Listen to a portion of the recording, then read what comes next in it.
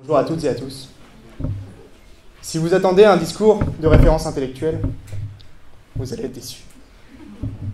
Aujourd'hui, je vais vous raconter une histoire. Une histoire d'amour. Avec une femme extraordinaire et irrésistible. Et je vous avouerai même que c'est une histoire un peu secrète, car elle était plus âgée et mariée. Cette femme était l'incarnation même de la beauté. Elle était tout ce que j'avais envie. Elle riait d'un tout et d'un rien. Cette femme, dévouée, qui était prête à faire 300 km par week-end pour aller voir sa mère diagnostiquée Alzheimer. Cette femme qui a connu le drame, celle de perdre un être cher, son papa. Vous n'imaginez pas à quel point je suis admiratif de son courage, car cette femme cache en elle un dangereux meurtrier, le cancer. Il n'est pas facile de voir la femme qu'on aime avoir une épée de Damoclès au-dessus de la tête, de se dire que, malgré son amour pour la vie, elle peut aussi tomber en dépression.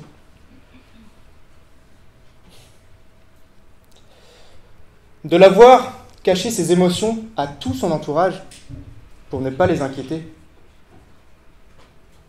C'est d'autant plus difficile que cette différence d'âge dépasse les 35 ans.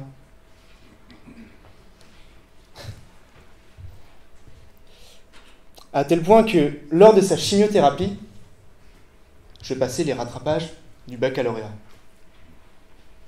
Cette histoire remonte un peu avant le Covid-19 et un peu avant la victoire des Bleus en Coupe du Monde. Elle m'avait demandé, dans cette période plus que compliquée pour elle, de ne surtout pas lui apporter de stress. Et je n'ai pas réussi à la préserver de ça. Je m'en souviens comme si c'était hier. Épreuve de philosophie. Le sujet était à propos de Stendhal, le rouge et le noir. Livre que je n'avais ni ouvert, ni lu, ni même acheté. C'est alors qu'elle était comme une bénédiction, la seule qui pouvait m'aider dans cette situation.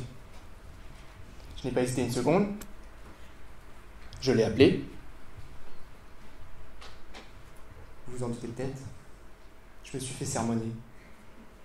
Car ce n'était vraiment pas le moment de l'appeler.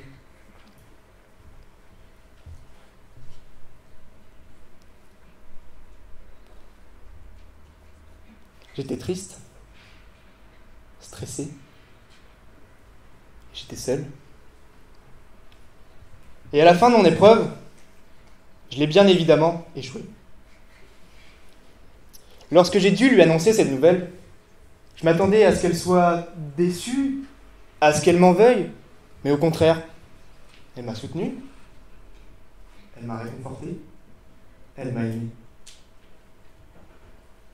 C'est à ce moment-là que j'ai réalisé à quel point elle est et restera inestimable à mes yeux, mais surtout qu'elle sera pour moi mon premier amour, mais que je serai pour elle son dernier.